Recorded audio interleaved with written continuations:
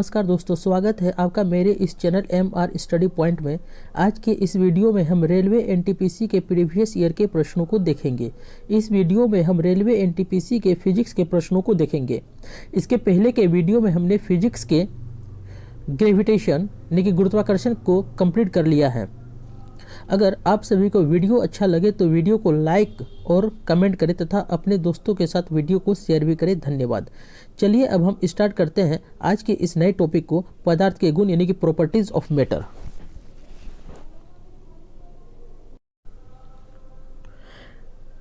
अस्सी नंबर, एक blotting paper स्याही कैसे सोखता है? ए, स्याही सुखाकर, बी, केशिका या कैपिलरी क्रिया, सी, ठोसकरण क्रिया, डी, वाष्पीकरण। ऑप्शन बी, केशिका या कैपिलरी क्रिया। केशिका क्रिया या केशिकत्व किसी ठोस पदार्थ के संपर्क में रहने वाले द्रव की वह क्रिया जिसमें द्रव के अणुओं के एक दूसरे के प्रति और ठोस के अणुओं के प्रति आकर्षण के फलस्वरूप द्रव का पृष्ठ उठता या गिरता है। इसी क्रिया द्वारा ही ब्लॉटिंग पेपर स्याही सोखता है। इसका एक अन्य उदाहरण, यदि पानी के गिलास में एक पतली खुली नालिका डाली जाए तो केशिकत्व यानी कि कैपिलरी के कारण ही नली में पानी का स्तर गिलास के पानी के स्तर से ऊपर होता है। 81, मिट्टी का तेल लालटेन बत्ती में इनमें से किस गुण के कारण ऊपर चढ़ता है? ए, गुरुत्वाकर्षण, बी, केशिकत्व, सी, विसरण, डी, परासर। ऑप्शन बी, केशिकत्व। केश नली में द्रव के ऊपर चढ़ने या नीचे उतरने की घटना को केशिकत्व कहते हैं। केश नली एक बहुत ही कम एवं एक समान त्रिज्या वाली एक खोखली नली होती है। केश नली में द्रव किस सीमा तक ऊपर चढ़ेगा यह केश नली की त्रिज्या पर निर्भर करता है। केशिकत्व का उदाहरण, ब्लॉटिंग पेपर स्याही को शीघ्र सोख लेता है क्योंकि इसमें बने छोटे छोटे छिद्र केशनली की तरह कार्य करते हैं। लालटेन या लैंप की बत्ती में केशिकत्व के कारण ही तेल ऊपर चढ़ता है। एक द्रव की बूंद संयोजित होती है क्योंकि इसके कणों का आकर्षण इसका संभव क्षेत्रफल न्यूनतम करता है। इस परिघटना को कहा जाता है ए, पृष्ठ तनाव, बी, आधिक्य, सी, गुहिकायन, डी, श्यानता। ऑप्शन ए, पृष्ठ तनाव।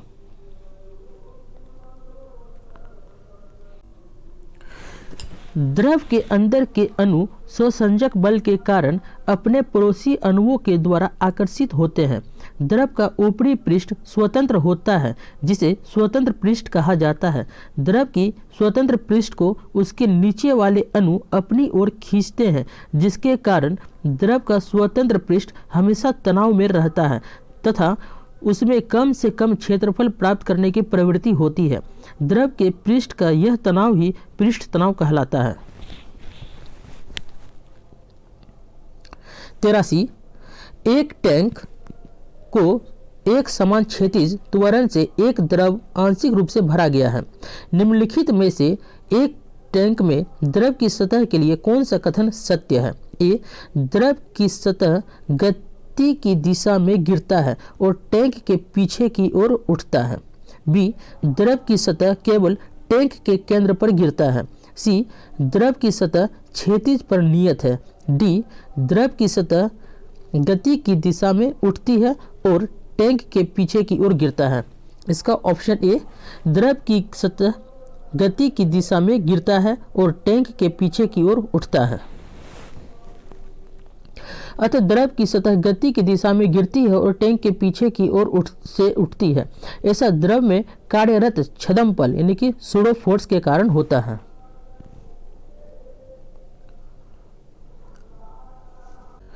चौरासी, द्रवों में घर्षण को क्या कहा जाता है? ए, कठोरता, बी, श्यानता, सी, विकृति, डी, विकृत गंधता। ऑप्शन बी, श्यानता। द्रवों में घर्षण को श्यानता कहा जाता है। श्यानता तरल का वह गुण है जिसके कारण तरल उन बलों का विरोध करता है जो उसके स्वरूप को बदलना चाहते हैं। श्यानता को किसी द्रव अथवा गैस के आंतरिक घर्षण के रूप में देखा जा सकता है। 85, द्रव में पूर्णतः आंशिक रूप से डूबे हुए किसी पिंड पर ऊपर की ओर लगने वाला उत्प्लावन बल पिंड द्वारा विस्थापित द्रव के भार के बराबर होता है। यह कथन डैश से संबंधित है। ए आर्किमिडीज के सिद्धांत, बी बर्नौली के सिद्धांत, सी पास्कल के नियम, डी बियर लैम्बर्ट नियम। इसका आंसर है ऑप्शन ए आर्किमिडीज के सिद्धांत। आर्किमिडीज का सिद्धांत, इसके अनुसार कोई वस्तु जो द्रव में पूर्णतः या आंशिक रूप से डूबी हुई है उसके ऊपर द्रव द्वारा ऊपर की ओर लगने वाला उत्प्लावन बल वस्तु द्वारा हटाए गए द्रव के भार के बराबर होता है। इस बल को उत्क्षेप बल भी यानी कि अपथ्रस्ट कहते हैं। इसी बल के कारण किसी द्रव में आंशिक रूप से डूबा हुआ पिंड अपने वास्तविक वजन से कम वजन का प्रतीत होता है, अर्थात हल्का प्रतीत होता है। 86 उत्प्लावनता यानी कि वंशी सिद्धांत के आधार पर जहाज पानी में तैरते हैं। सर्वप्रथम इस सिद्धांत की पहचान करने का श्रेय किस वैज्ञानिक को दिया जाता है? A Niels Bohr, B Kepler, C Archimedes, D Ken Rutherford. Option C Archimedes. उत्प्लावकता यानी कि ब्योंसी सिद्धांत के आधार पर जहाज पानी में तैरते हैं। सर्वप्रथम इस सिद्धांत की पहचान करने का श्रेय आर्किमिडीज को जाता है। इसके अनुसार जब कोई वस्तु किसी द्रव में पूरी अथवा आंशिक रूप से डुबोई जाती है तो उसके भार में आभासी कमी होती है। भार में यह आभासी कमी वस्तु द्वारा हटाए गए द्रव के भार के बराबर होती है। नील्स बोर क्वांटम विचारों के आधार पर हाइड्रोजन परमाणु के स्पेक्ट्रम की व्याख्या की तथा नाभिक के विखंडन का एक सिद्धांत प्रस्तुत किया। केपलर सौरमंडल के ग्रहों की गति का सिद्धांत दिया है। रदरफोर्ड अणु में नाभिक की खोज।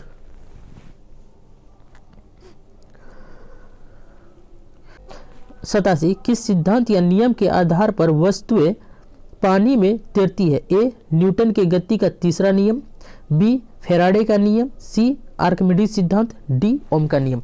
ऑप्शन सी आर्किमिडीज सिद्धांत। आर्किमिडीज सिद्धांत किसी तरल माध्यम में किसी वस्तु पर लगने वाला उत्प्लावन बल उस वस्तु द्वारा विस्थापित तरल के भार के बराबर होता है, अथवा किसी तरल माध्यम में आंशिक या पूर्णतः डूबी हुई वस्तु पर लगने वाला उत्प्लावन बल उस वस्तु द्वारा विस्थापित तरल के भार के बराबर होता है।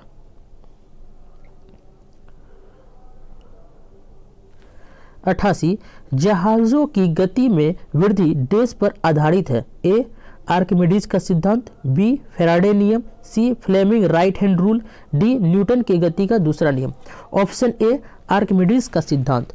जहाजों यानी कि शिप्स की गति में वृद्धि आर्किमिडीज के सिद्धांत पर आधारित है। जब कोई वस्तु किसी द्रव में पूरी अथवा आंशिक रूप से डुबोई जाती है तो उसके भार में आभासी कमी होती है। भार में यह आभासी कमी वस्तु द्वारा हटाए गए द्रव के भार के बराबर होती है। इसे आर्किमिडीज का सिद्धांत कहते हैं। फेराडे का नियम विद्युत परिपथ से संबंधित है। फ्लेमिंग राइट हैंड रूल विद्युत धारा की दिशा से संबंधित है। न्यूटन के गति का दूसरा नियम किसी वस्तु पर लगा बल उस वस्तु संवेग में परिवर्तन की दर के बराबर होता है। 89 किसी वस्तु को तरल पदार्थ पर रखे जाने से उत्पन्न ऊर्ध्वगामी दबाव को क्या कहते हैं? A buoyant force, B frictional force, C applied force, D gravitation force. Option A buoyant force. किसी वस्तु को तरल पदार्थ पर रखे जाने से उत्पन्न ऊर्ध्वगामी दबाव को उत्प्लावक बल यानी कि बुओयंट फोर्स या उत्क्षेप यानी कि अपथ्रस्ट कहते हैं। 90 निम्नलिखित में से कौन सा आर्किमिडीज के सिद्धांत पर आधारित नहीं है? ए लैक्टोमीटर, बी हवाई जहाज के पंखों यानी कि विंग्स की डिजाइनिंग, सी जहाजों और पनडुब्बियों की designing, D hydrometer. Option B हवाई जहाज के पंखों यानी कि विंग्स की डिजाइनिंग आर्किमिडीज के सिद्धांत पर आधारित नहीं है।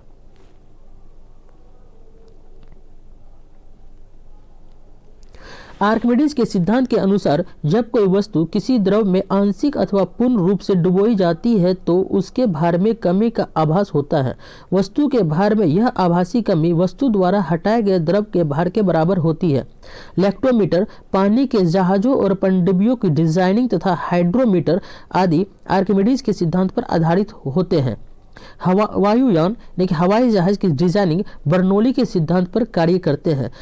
इनमें पंखों का आकार ऐसा होता है कि हवा का दबाव पंखों के ऊपर कम नीचे ज़्यादा बनता है। 91 दबाव को डैश से मापा जाता है। ए द्रव्यमान एवं घनत्व, बी किए गए कार्य, सी बल एवं क्षेत्रफल, डी बल एवं दूरी। ऑप्शन सी बल एवं क्षेत्रफल। दबाव को बल एवं क्षेत्रफल में मापा जाता है। दाब बराबर बल बटे क्षेत्रफल होता है। दाब का मात्रक पास्कल यानी कि न्यूटन पर मीटर स्क्वायर होता है। 92 ऊंचाई पर उड़ते हुए विमान के कैबिन के अंदर का दबाव डैश होता है। बाहर के समान, सी बाहर से कम, डी बाहर की तुलना में अधिक, डी समुद्र तल पर सामान्य वायुमंडलीय दबाव। ऑप्शन सी बाहर की तुलना में अधिक। ऊंचाई पर उड़ते हुए विमान के कैबिन के अंदर का दबाव बाहर के दबाव की तुलना में अधिक होता है। रॉकेट के भीतर एक कक्षा में ठोस या तरल ईंधन को ऑक्सीजन की उपस्थिति में जलाया जाता है, जिससे उच्च दाब पर गैस उत्पन्न होती है। 93 पानी का घनत्व क्या है? ए 1000 किलोग्राम पर घन मीटर, बी 10 किलोग्राम पर घन मीटर, सी 1 किलोग्राम पर घन मीटर, डी 100 किलोग्राम पर घन मीटर। इसका आंसर ऑप्शन ए 1000 किलोग्राम पर घन मीटर होता है। जल का घनत्व 1000 kg पर मीटर क्यूब होता है। जल यानी कि H2O पृथ्वी की सतह पर सर्वाधिक मात्रा में पाए जाने वाला अणु है, जो इस ग्रह की सतह के 70% का गठन करता है। आमतौर पर मानव शरीर में जल की मात्रा 55 से 78% होती है। 94 मास प्रति यूनिट वॉल्यूम क्या है? ए बल, बी कार्य, सी घनत्व, डी दबाव। ऑप्शन सी घनत्व। मास पर यूनिट वॉल्यूम घनत्व है।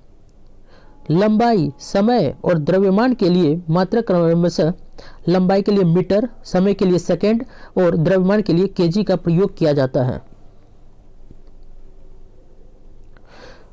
95 निम्नलिखित कारणों में से किसके कारण बादल आकाश में तैरते हैं? ए निम्न तापमान, बी निम्न गति, सी निम्न दाब, डी निम्न घनत्व। ऑप्शन डी निम्न घनत्व। बादलों के आकाश में तैरने का कारण उनका निम्न घनत्व है। कम घनत्व होने के कारण ही बादलों का भार वायु में कम रहता है और वे तैरते रहते हैं।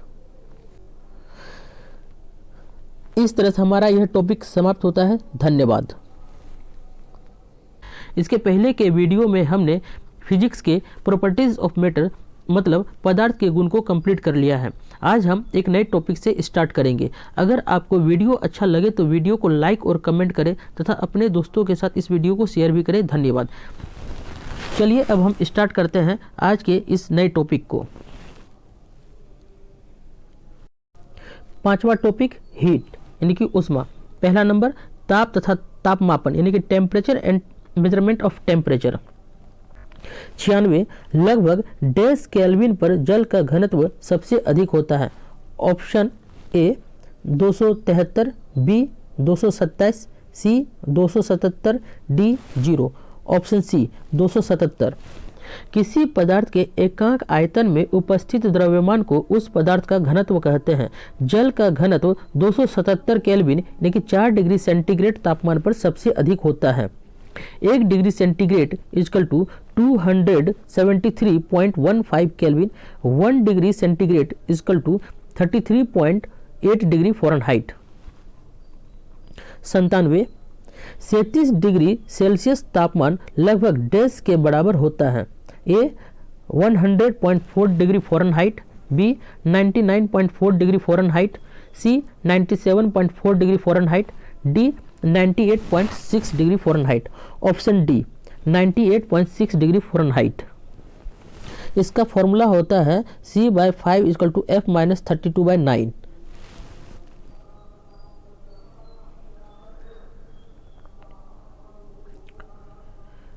98 0 डिग्री सेंटीग्रेड कितने डिग्री फ़ारेनहाइट के बराबर होता है? A 100 degree Fahrenheit, B 30 degree Fahrenheit, C 34 degree Fahrenheit, D 32 degree Fahrenheit. इसका आंसर है option D 32 degree Fahrenheit.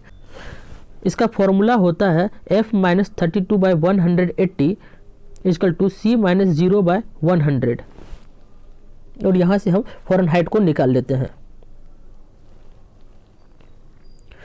99। 12 degree Celsius पर जल की भौतिक अवस्था क्या होती है? ए गैस, बी ठोस, सी द्रव, डी आयनिक। ऑप्शन सी द्रव। 12 डिग्री सेल्सियस पर जल की भौतिक अवस्था द्रव की होती है। 100 नंबर। पानी का हिमांक बिंदु है A 40 degree Fahrenheit, B 42 degree Fahrenheit, C 34 degree Fahrenheit, D 32 degree Fahrenheit. Option D 32 degree Fahrenheit. पानी का हिमांक बिंदु 32 डिग्री फ़ारेनहाइट होता है एवं 4 डिग्री सेल्सियस पर जल का घनत्व अधिकतम तथा आयतन न्यूनतम होता है।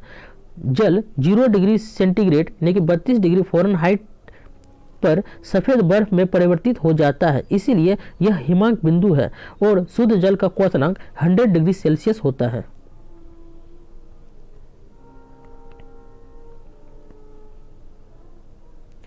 -273.15 डिग्री सेल्सियस तापमान इनमें से किसके बराबर है?